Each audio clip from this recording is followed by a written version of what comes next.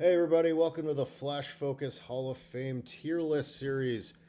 This is Deej, here with me is Smokey. How are you, my guy? I'm good, man. How you doing? Good to be here. All right, we're going to do starting pitchers today. There's too many of them, so we're going to do the first half, A through L.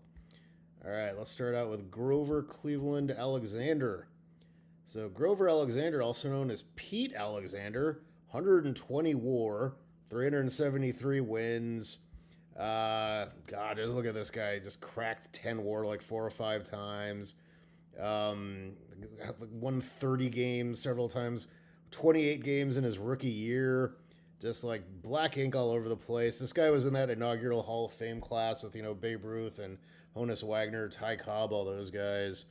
I don't know. This guy's just a slam dunk inner ring Hall of Famer. What do you think? S tier?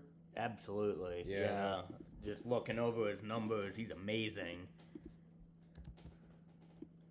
There you go. Pete, only Hall of Famer named after a U.S. president? I think so. Okay. Next we got Charles, once known as Chief Bender. So Chief Bender, I believe, was the first Native American star in baseball. So only about 43 WAR, about 3.7 per 162, or the 154 game pitcher equivalent of that. So not pretty light on the WAR. Didn't really. Had this one year where he let in FIP. I don't know, and he had some good one-loss numbers a couple of times. Man, this is a weaker Hall of Famer to me. I'm kind of thinking like D tier. Like he's not like an E or F or anything because he definitely had a very good career, but he's a below average Hall of Famer to me. What do you think about Charlie Chief Bender? Looks like he won a few World Series there. Maybe he's Yeah. got some postseason recognition.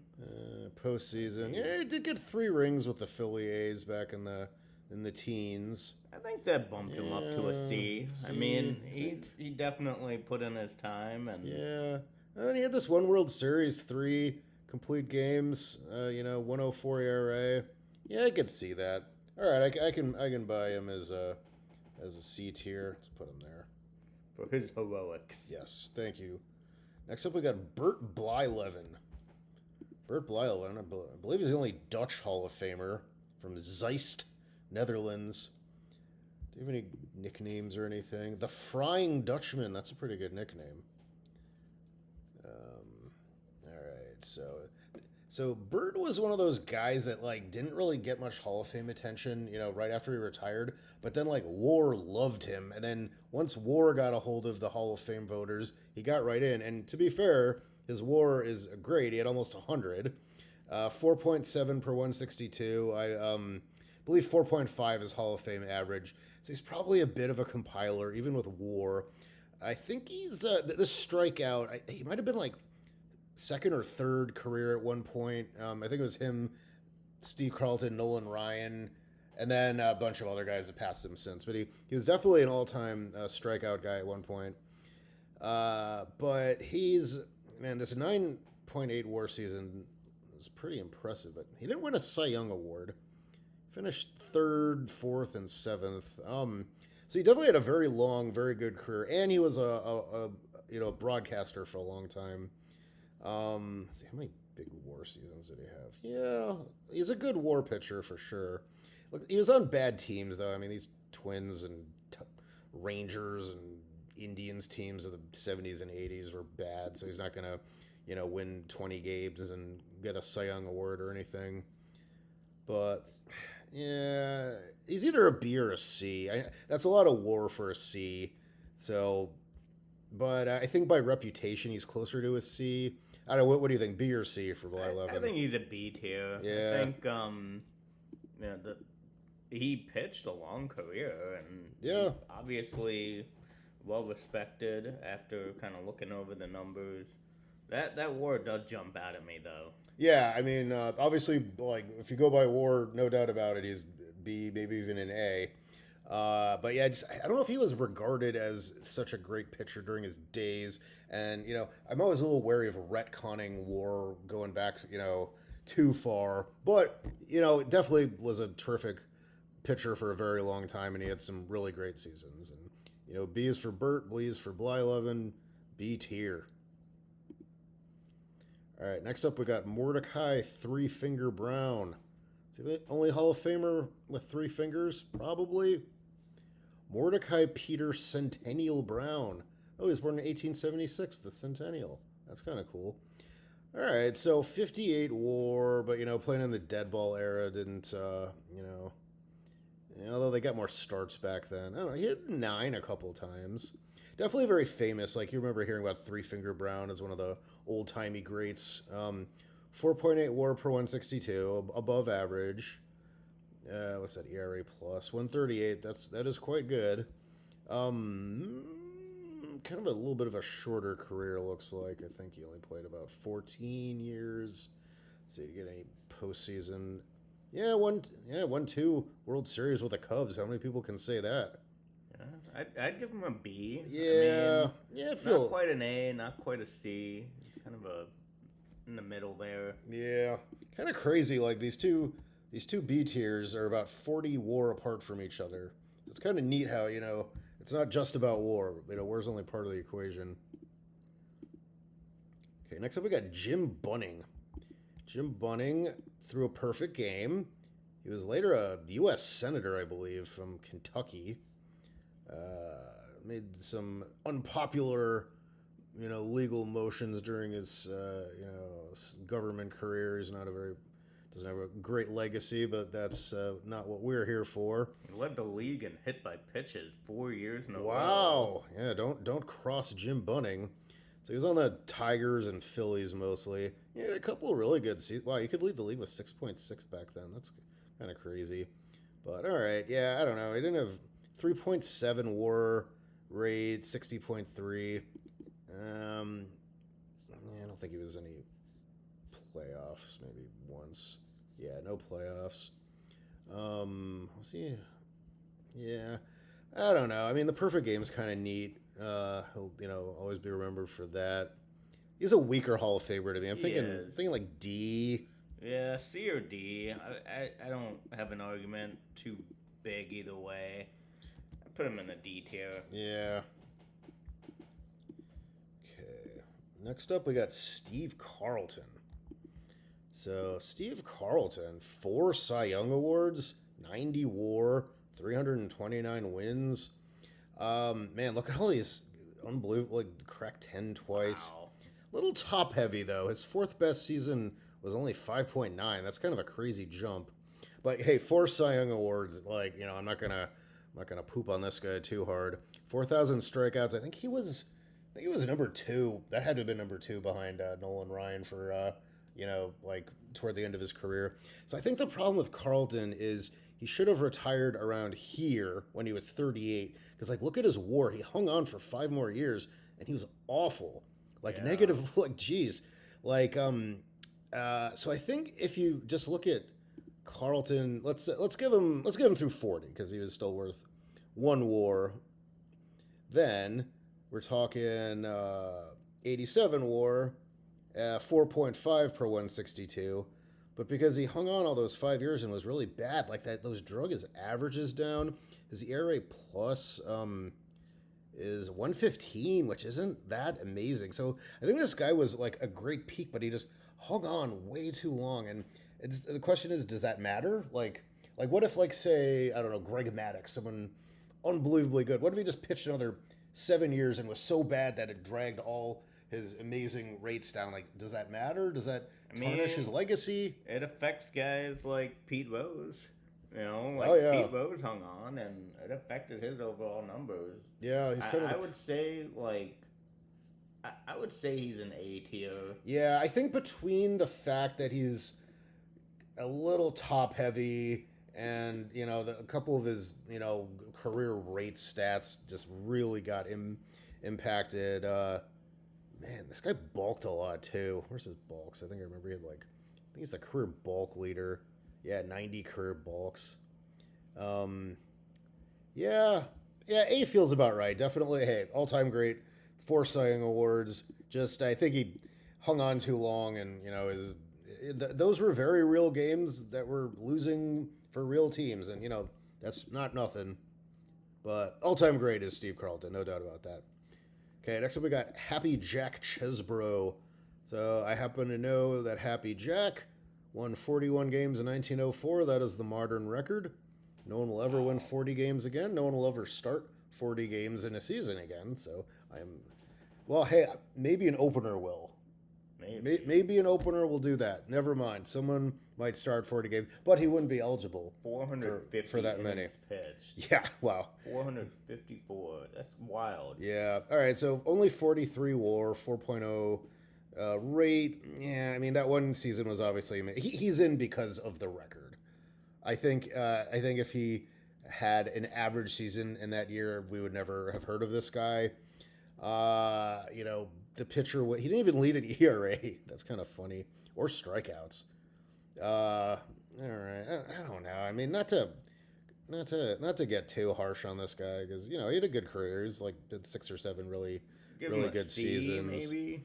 I don't even know if I want to give him a C. I think he might be a D. I just I don't know. I just didn't. He had a short career, and he was just had one. He's in for one season. Yeah. One amazing, great season. But I don't know. I don't think he has enough outside of that one season. He's a little man. Let's get you a big size. There you go. Okay. Next up, we got John Clarkson. Who is that? Fair question. He won 328 games, 83 WAR. So Clarkson was one of those 18th century guys who pitched, 600 innings and blew his arm out at 27. Look at those. Yeah, man. hey, Holy cow. 85, 87, 89. That's like the Brett. Remember Brett Saberhagen? He was only good in odd years. Oh, he was only good in 85, 87, and 89 also. Wow. So this is the dead ball Brett Saberhagen. So, hey, he did all this in 12 years, and hey, that's a lot of wins. That's a lot of WAR. That's a good rate. It's the ERA plus a 133. Yeah, he's no S tier because he has nobody's heard of him or anything. But A or B? Do you want to give him an A because of his numbers, or B because he's kind of a little bit of a no-namer?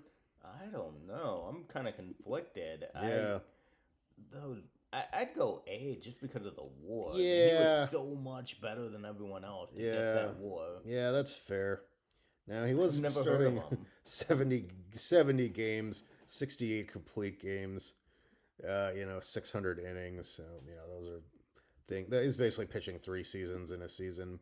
But hey, he did it, and I didn't. So I'll give him an A tier. John Clarkson. I think he earned it.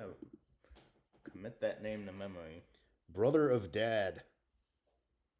Wow, he had a lot of relatives. He had 2 brothers and his brother Dad and 2 cousins. Wow, that's a pretty big baseball family. Okay, next up we got Stan Kovaleski. Stan the Man. Covey. So Kovaleski was on the Indians, and he was a very good pitcher. Look at 9, 8, 7. Yeah, that's. I've barely heard of this guy, and we're Cleveland fans. I've heard the name. Yeah. All right. I mean, this 5.4 is well above average. 67 WAR, on the 154 game schedule is that's can add 5 or 10 to that. So we're talking like a mid-high 70, maybe even 80 WAR guy. Is no star power, but he feels like a B tier to me. What do you think? Yeah, C or B. I'm not really. I don't feel strongly either way, but I've heard the name. Yeah, you see him on the leaderboards for Cleveland stuff, but other than that, no one ever talks about him. But he has good numbers. I'm not gonna take that away from him. Okay, next up we got Dizzy Dean, very famous. Kooky personality. He was on the Gas House Gang Cardinals in the 30s. So he had a very short career. So he only pitched 12 years. 3 of those he pitched exactly 1 game. A couple others. So this is a very peaky guy. So he had 1, 2, 3, 5 Hall of Fame, 5 or 6 Hall of Fame caliber seasons. And then he blow his arm. Didn't he break his toe and that made him alter his delivery, and then he blew his arm out or something. Yeah. He had a weird end of his career. And his brother, Dizzy, his brother was Daffy. Dizzy and Daffy. All right, so this guy, very famous, was incredibly good when he pitched. Just had a very short career, but, was like injury shortened. He's kind of like not as good as Sandy Koufax, but like similar, career shape. Oh, well, not career shape because Koufax went out on top, and this guy flamed out and kind There's of. a lot of black ink there. Yeah. In a very short period of time. Yeah, I mean, he led the league in strikeouts his first 4 full seasons, and then his 5th year, he led in innings pitched, and wow, he led in innings pitched and saves. That'll never happen again. Wow, weird, weird ball back then. He just didn't have a long career. Yeah, but man, he was very famous, and he was really good when he very pitched. famous. Like I honestly I expected his numbers to be better. Yeah. Than what they are. I expected his WAR to be higher. Yeah. I C or B. I mean, Yeah. I'm not really particularly excited to give him a C because of his reputation, but yeah, I think we can give him a B. Like I know his numbers aren't there, but I think between the fame and the rate stats, I think he can be a B tier for sure. Okay, next up we got Don Drysdale. So he was basically like Sandy Koufax's right-hand man, literally. So he's just, on the Dodgers with Sandy in the 50s and 60s. Just similar era, just, won a Cy Young Award.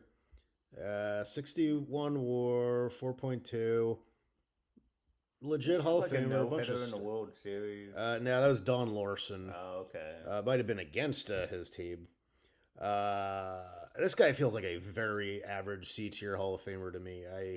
There is nothing remarkable to take him anywhere above or below. What do you think? Do you think he's better or worse than C-tier? Yeah, I mean, he's C or B.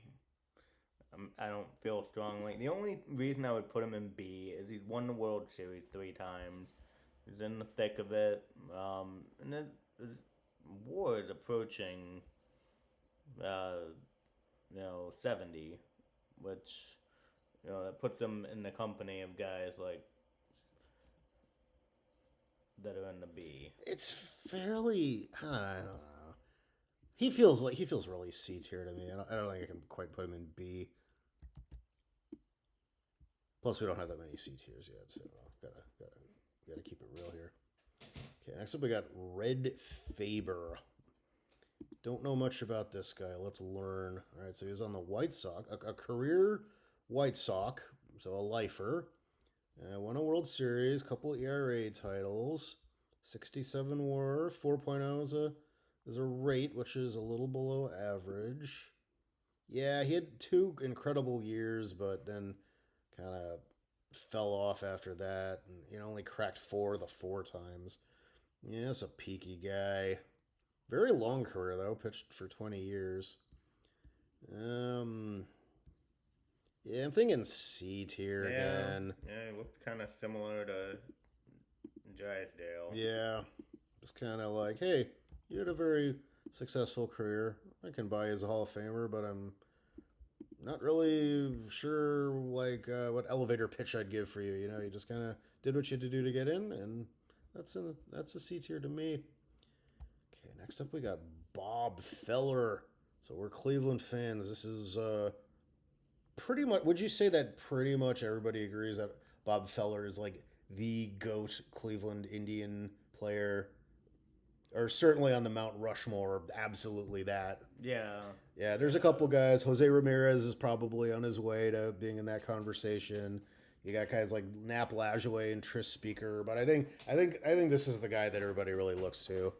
So, he won a Triple Crown. He got 65 WAR, and he missed 3, almost 4 years of peak time in World War II. And, he was winning 9, 10 WAR before and after. Yeah, so he missed out on ink before and after. Yeah, conservatively, he missed out on 25 WAR, which would get him up to 90, probably way more. So we're talking like 90-something, probably 100 WAR for this guy. He got an early start. Didn't he pitch like while in high school? Or he got drafted in high school and like he had to go back to school like for and graduate and then went and pitched in the majors or something. So yeah, look at all these like strikeouts. Like led 1, 2, 3, 4. Like led the league in strikeouts. Like like 7 consecutive full seasons in which he was able to do so. Like man, like 8 WAR 4 times. Yeah, I think he kind of had a little bit of Steve Carlton syndrome, where he kind of like pitched, 4 or 5 years after he was great. And to be fair, he kind of flamed out early at 32, and he missed those years. So I think we kind of missed out on a lot of like this guy could have been, like inner ring. But to me, this guy is an obvious A tier. I don't think I can quite put him at an S tier. S tier Clevelander, of course, but very obvious A tier to me. What do you think about Bob Feller? Yeah, I really want to put him in S tier, but I agree. I don't think he's just the numbers aren't quite there, but you could make an argument. Yeah. You wouldn't have to twist my arm too hard. I mean, this is our guy. Yeah, Just trying to be it would objective it would here. be a homer argument as a Cleveland fan. Yeah. All right. Next up, we got Whitey Ford. Whitey Ford of the New York Yankees, chairman of the board, or Slick, as they called him. This guy had like 10 rings or something. He was on those like Yankees era. Jeez, 1, 2, 3. Yeah, man, how many? These are all World Series. He pitched in 11 World Series and had 6 rings, and he missed 2 years in the military. Was he? He was a good postseason pitcher. 10-8, 271 ERA. War didn't like him that much. Wow, he never led the league in WAR and only cracked 5, only cracked 6 the one time. What's his ERA plus? 133. That's really good. Had 1 Cy Young award. Yeah, WAR doesn't. I didn't realize his WAR was this bad, but I don't. That's fine. I don't think it's going to cost him too much. I think he's a B tier Hall of Famer, though. Yeah, What do you think? I can agree to that, especially with his World Series experience, and you just wonder what he would do. You accidentally put him in A. Oh, good catch. Good catch. B tier. Okay. Next up, we got Bill Foster. Bill Foster was a Negro League pitcher. He was on CAG. What's CAG? The Chicago American Giants. And wow, 4 ERA titles, 3 WAR titles. Very good. Now, obviously, data coverage for Negro Leaguers is very spotty, but all we can do is just take what we have and compare what we have to everybody else. And, the fact that he got 45 WAR with spotty data coverage is pretty impressive. 7.7 WAR per 162. Can't say I've heard of him. Can we, let's look at his player inf. Let's look at his player bio here.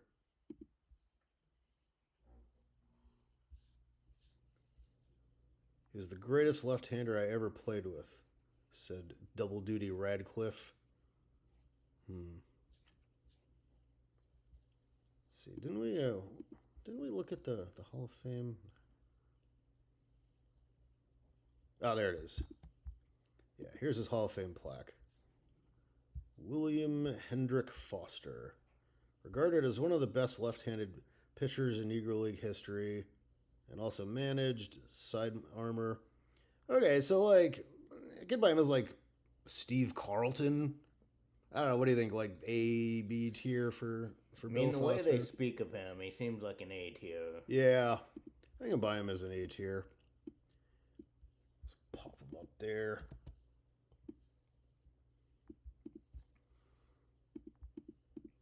Okay, next up we got Pud Galvin.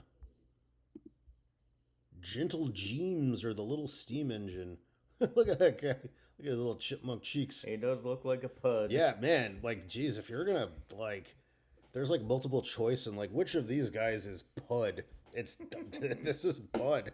That guy. No doubt skis. All right, 365 wins, 74 WAR, or 83 WAR as a pitcher. So yeah, sometimes I look at this top one, and that includes his batting. So 83 WAR. A 20 WAR Yeah. season. So he's on the Buffalo Buffs of the He 1800s. didn't even lead the league in wins. Yeah. What the heck? Yeah, wow. Man, yeah, I mean, it's just one of those 1800s guys. He was able to, like pitch all these innings and, pitch 600 innings when he was 26 and he made it to 35, which is more than a lot of guys can say. 365 wins, like I don't care about the pitcher win as much for modern pitchers, but back then, like when you're completing every game, it's way more reflective of how, you did. There's no worrying about your relievers blowing saves for you or whatever. I guess A tier for him. Yeah, I think so. I've never really heard of Pud. Yeah, I've heard of him because when you look at the career wins totals, like he's 365, he's like fifth or sixth or something. I mean, he's up there. He's on a lot of all-time lists. Next up, we got Bob Gibson. Hoot or Gibby.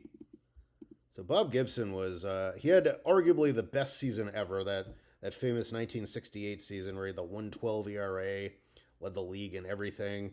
How the heck did he lose 9 games with a 112 ERA? I don't know. Yeah, Bob Gibson's an S tier to me. I like he had a little bit of he didn't even have a short career. He pitched he was 39. Yeah, had 2 Cy Young awards, just all time inner ring great. I don't know. You think he's A tier maybe, or what do you think? Yeah, I mean, when I think of him, I think of S tier. Yeah, like when you list the all time greats, he's definitely on that list. He's the reason they lowered the mound. Yeah. You gotta call that guy an S tier. All right. Next up, we got Tom Glavine, so 300 game winner. It's on the famous Braves teams of the 90s. Glavine, Smoltz, and Maddox.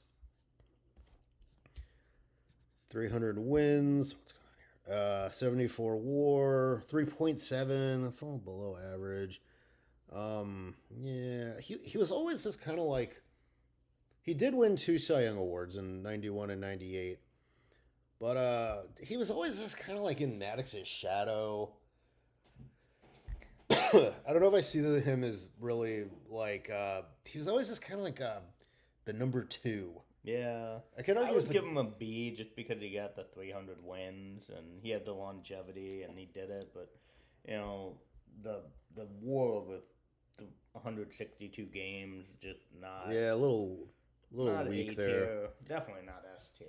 Yeah, B. I can put him at B. Yeah, 2 Cy Youngs, 300 wins. One of the last guys to do so.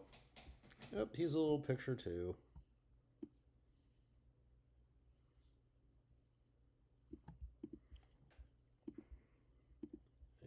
Next, we got Lefty Gomez. I think he was on the Yankees in the 30s. Yeah, exactly.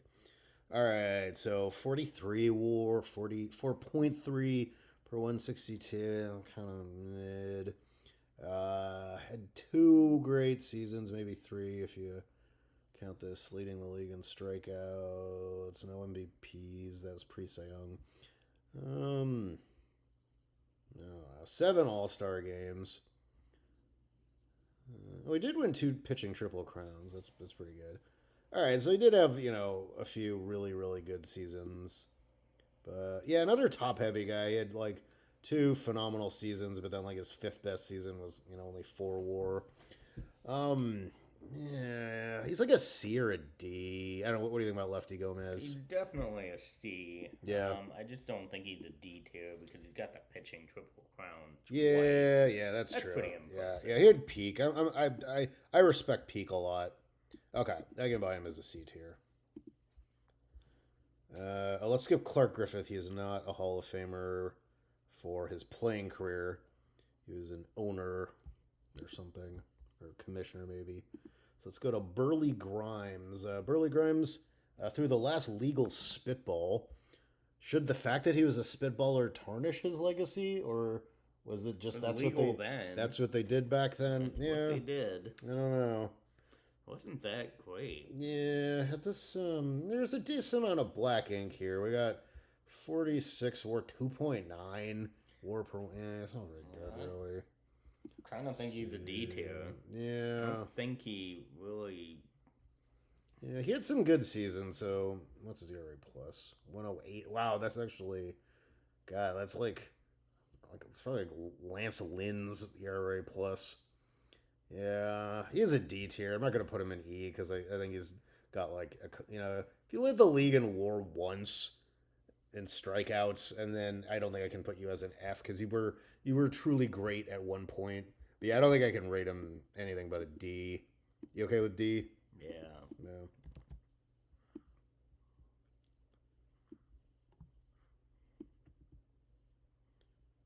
All right. Okay, next up after Burley, we got Lefty Grove. Lefty Grove is an all-time. Lefty Grove is absolutely S tier without even before we start. 107 WAR, 300 wins on the nose. Look at all these like WAR crowns. Oh, sorry, 113 pitching WAR. Wow.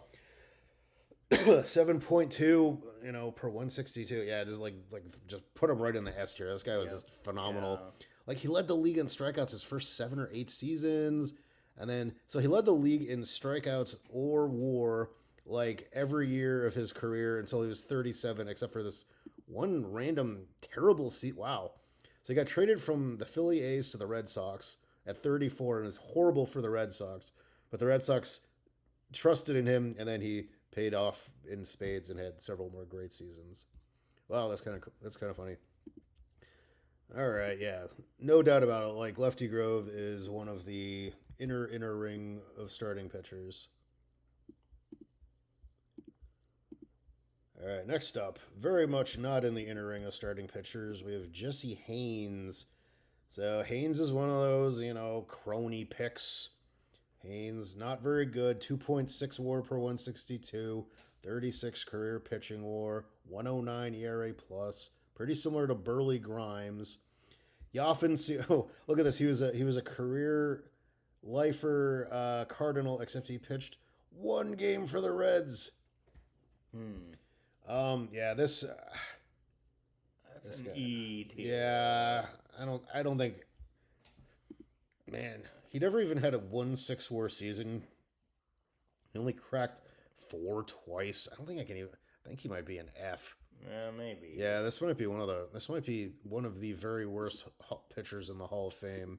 I'm gonna put him at F. I don't know. You willing to pound the table to save him from the jaws of doom? He did play in 3 World Series. Yeah, did he? Well, let's see what he did in those World Series. He has 2 rings. Played in 4 World Series. Has 2 rings, and he pitched well in his. Fine. Okay, it was a good World Series pitch. I'll give him an E, but I'm not gonna like it. Don't get a big head from me enlarging your head there, Jesse. Okay, next up we got Roy Halladay. Very recent. Died tragically. No, like a weird, like he's flying a plane and crashed into a lake or something. Ocean. Yeah. So he was an interesting guy. He was injured a lot.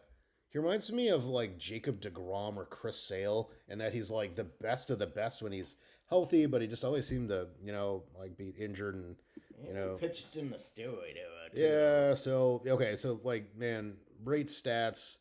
Yeah, 131 ERA plus, 5.5 WAR per 162, well above average rate, a little short on the career WAR, but his peak there is pretty good.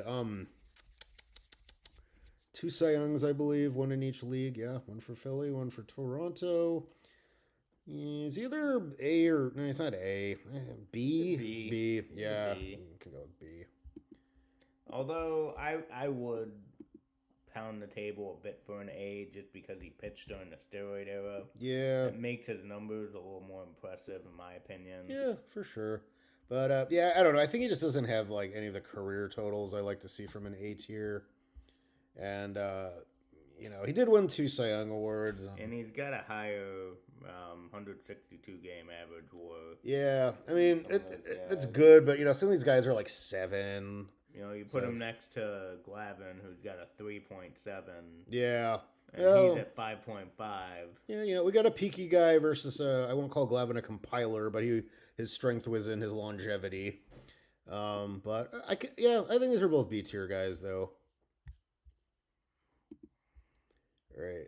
Next up after Roy Halladay is Waite Hoyt. That doesn't really sound like a name, does it? No.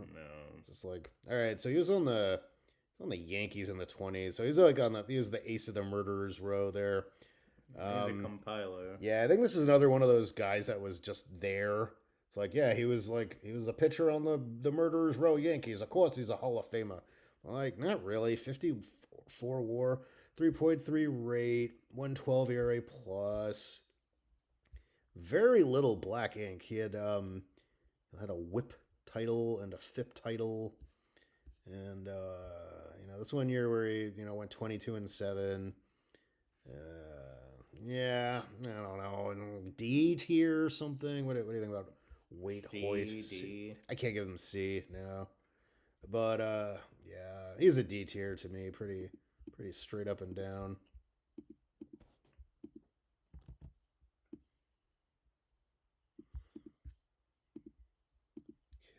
Next up, we got Carl Hubble. Hubble is definitely a very excellent pitcher. So, that keep happening. 69 WAR, 4.8 per 162. Average is 4.5. So, above average. Hit a couple phenomenal seasons there. So, he was on the Giants in the 30s. I think he threw a screwball, and they said his pitching arm, he's a lefty. Like when he stood, he threw so many screwballs, his palms would face the same direction because his pitching arm was twisted all the way around. So yeah, definitely some phenomenal peak seasons here. I think he was definitely regarded as one of the very best pitchers, at the point he retired. So he's like an A or a B for sure. I don't know what I don't think I can quite give him an A because these are both kind of the WAR is not there. I'd give him a B. 130 ERA plus is very impressive though. Yeah, but I'd give him a B. yeah, I could see him as a B pitcher. King Carl, I called him the meal ticket. Get your ticket to the B tier, my friend. Okay, next up we got Catfish Hunter. So Catfish threw a perfect game. He did win a Cy Young Award in '74. I think he was one of the first free agents, or if he wasn't, no, he wasn't literally the first free agent, but I think he was the first star free agent. Problem is, he just his fifth best season was only 2.7 WAR, 2.5 per 162. What's that ERA plus? Only 104. Wow. Yeah, this guy was barely above average. I don't know. I don't know if I can give him. He might be an E. He had some good peak seasons. All right, I'll give him a D. But he might not belong in the Hall of Fame, and if he does, just barely. He does have that Cy Young. He does. Cool nickname. No one can say anything bad about his nickname. Okay, next up we got Fergie Jenkins, the first Canadian Hall of Famer until Larry Walker. So Fergie was a very good pitcher for the Cubs, Rangers mostly in the 60s, 70s, and early 80s. He won a Cy Young Award. Yeah, won the 71 Cy Young with the Cubs rather. 10 WAR season. Wow, 7 4 times, 6. Yeah, it is really good. 82 WAR, 4.4. That's more average. 115 ERA plus.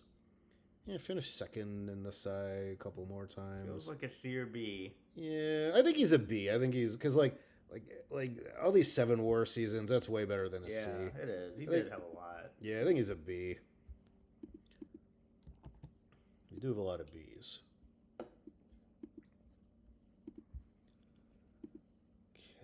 Next up, Randy Johnson, the big unit. Randy might be the best pitcher ever. Like I don't know who the best pitcher is, but it's not him. You know. Just gonna fast track Randy straight to the S tier. Oh, of course, the big unit gets a tiny little picture. Let's get you where you belong. All right, let's just go over his accolades. He might be like one of my favorite like players ever that wasn't on the Indians or Guardians. He's got 5 Cy Youngs. He was a late bloomer. He wasn't great until he was 29. Like his first 4 WAR season came when he was 29. But man, look at all these strikeouts. Like he won 4 straight Cy Young awards in his late 30s. A lot of WAR black ink. Yeah, like 104 WAR. Almost 6 per 162. Just no brainer. 12 Yeah, shutouts that season. yeah. He's like top 5 career strikeouts. And again, this is all like as a late bloomer. Like he was nothing to nobody until he was 27, 28. Yeah, he was leading the league in walks, and then they said that Nolan Ryan was about to retire, and he basically just said, "Hey Randy, instead of landing on your heel, land on your toe." And then Randy immediately went from leading the league in walks to leading the league in strikeouts because of like one pitching lesson he got from Nolan Ryan.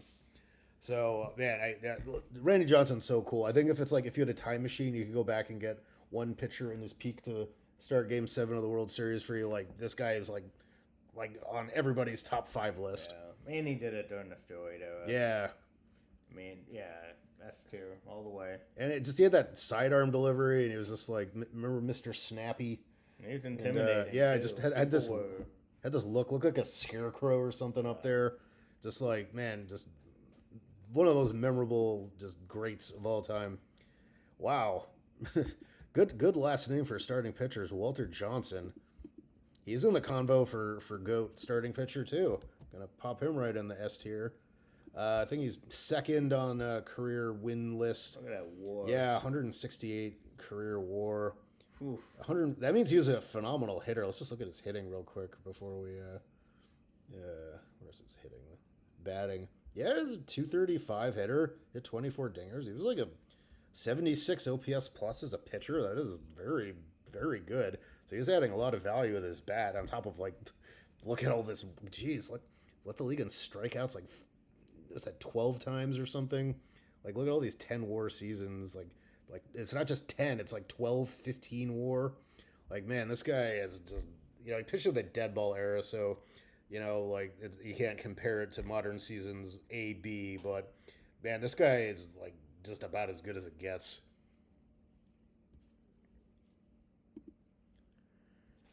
All right, now after Walter Johnson, we got Addie Joss. So Addie threw a perfect game, died tragically at 31. So Addie only pitched 9 years, so he was they broke the 10-year rule for him because he died tragically, which I don't think any of us have a problem with. So, these 2 years where he led in ERA, did have the perfect game. Oh, he had Look at that ERA plus. No home runs a couple of times. Look at that ERA plus. Yeah, 143. He's pretty impressive. He's the all-time WHIP leader. Wow. That's kind of neat. Yeah, I don't know what to do with him because he had such a short career, so he didn't have the end-of-career decline to drag his numbers down. But his numbers are, all the rate stats, that WHIP, that ERA plus. That Not a ton of black ink. Yeah, 48 WAR, 6 per 162. A C or B? I mean, I don't... Yeah, I think he's got to be a C just between... I think that's the best compromise for the fact his career was so brief. He could have been an all-time great. Who knows? Okay, Addie Joss. We got Jim Cott. So Jim Cott, 45 WAR 2 per 162. Oh, that's average. This is an average pitcher. ERA plus 108. No. His only black ink was like, he had the 25 wins. But his only black ink was like pitching a lot, like most innings pitched, most hits allowed. Yeah. I did have a FIP crown. Okay, we'll give him the FIP crown. Yeah, he had a couple good seasons. I don't think he should be in the Hall of Fame. I just don't. You do. Now, okay, but he did have a very successful announcing career. So if you can kind of see a guy who won 280 games and then is a successful, announcer for several decades, like is that just a Hall of Fame baseball man? It's a lot of wins. Yeah, it is a lot of wins. I'd give him a D. D2. I think he's an E because I don't think he belongs in as a player, but like I can buy the little zhuzh he gets as a broadcaster, but like I don't think I would have voted for him if I had a vote. But I don't think I'll put him in the F, like the kick him out zone. Okay, after Jim Cott, we got Tim Keefe. So Tim Keefe is another one of those 1800s guys. One of these, I think he has in his rookie year in 12 games, he has the all-time ERA title because he qualified because his team must have played less than 105 games. So in his rookie year, he set the all-time single-season ERA record at .86. He had a 20 WAR season one year, 89 WAR, 5.1 per 162. He was a 300-game winner, 342 wins. I mean, like, I consider him an A-tier Hall of Famer. Yeah, he's just one of those like old-timey guys that just was one of the greatest. Put him next to Pud. Yeah, they're too squint hard. They look alike. Yeah, they're two peas in a pud. Okay, after Tim Keefe, we got Sandy Koufax. Koufax, wow. So he struggled like his first 6 seasons in the league. What did he do? His first 6 seasons. He had a 4.10 ERA, losing record. 1.6 WAR per 162. Then he just kicked it into gear, and his last 6 seasons were just unbelievable. Like 7.3 WAR per 162. I think he won 3 of his last 4 years Cy Youngs. He won an MVP, finished second in the MVP twice. So this guy had like just about as good a peak as any Hall of Fame pitcher has had, but that's about all he did. Yeah, I think you got to put him in the A tier. Yeah, then he blew his arm out at 31, and he was in the Hall of Fame by 36. The left arm of God. Yeah, I mean, even though like his career totals are so short, just he was so good during his peak. He's an A tier. Like he's like one of those time machine pitchers. Like you want to go back and get 1966 Sandy Koufax to start a big game for you. Okay. Next up, we got Bob Lemon. So Bob Lemon pitched for the Cleveland Indians his whole career. He was a lifer Cleveland Indian. 37.5 WAR, 3.2 per 162. Not great. That's maybe D tier. I believe he was a very good hitter, though. Let's look at his hitting. Oh, he did win a ring. Went 2-0 for the 48 Indians. Won their last World Series. So there's a knock in his favor there. He was a very good hitter. 37 career homers. Like hit 232, 83 OPS plus. So we're talking a D tier pitcher, but he was also a very good hitter. He had a postseason success for an unsuccessful franchise, and I think he was a manager. I think he was a successful manager too. He's fairly successful. Yeah, he won. He was the manager of the Bucky Dent Yankees in '78. But yeah, he's not a Hall of Fame manager or anything though. Wow, he only managed 2 full seasons, looks like. Dang. Okay, so forget about his managerial career, but yeah, I don't know. What do you think? He had a lot of blacking, but it was mostly like innings pitched and batters faced. So he's like Lance Lynn, he led the league in innings, but he didn't really lead the league in the stuff you really like to see. I don't know. He feels like a D tier to me. Yeah, he never had 6 WAR. I would agree with a D tier. Yeah. Not really sure when I look at his overall body of work why he was voted in. Kind of like Jim Cut. Yeah. All right, and then we're going to end on Ted Lyons. So Ted Lyons, they called him Sunday Teddy because he only pitched on Sundays. He didn't pitch every 5 days. He pitched once a week. So Sunday Teddy, he did get 67 WAR, 4.2 per 162. So he's average there. But look how many starts he had. He didn't start 30 games after like the second half of his career. So he was just like pitching once a week, kind of a Clayton Kershaw situation, like reduced activity to save his arm. How many great WAR? Yeah, it's a pretty good WAR seasons there. Yeah, it feels like a C tier to me, or maybe D. Average-ish. C. There's really no real knock against him, unless you think the Sunday thing was weird, but whatever. I mean, It is weird. It is a little weird. He pitched 20 games, but won the ERA title. It's like if you're only pitching once a week, you're getting extra rest. Can you really be compared fairly to everybody else pitching more often? Some guys, it throws them off if they don't pitch every 5 days. Yeah, wow. Yeah, this guy has some very interesting numbers. Yeah, just like he pitched it once a week. All right, yeah, we'll put him at the C tier. All right, so that wraps up part 1 of the starting pitchers. Stay tuned for part 2. We'll just do the second half. All right, thanks, Smokey. Take it easy, Deej.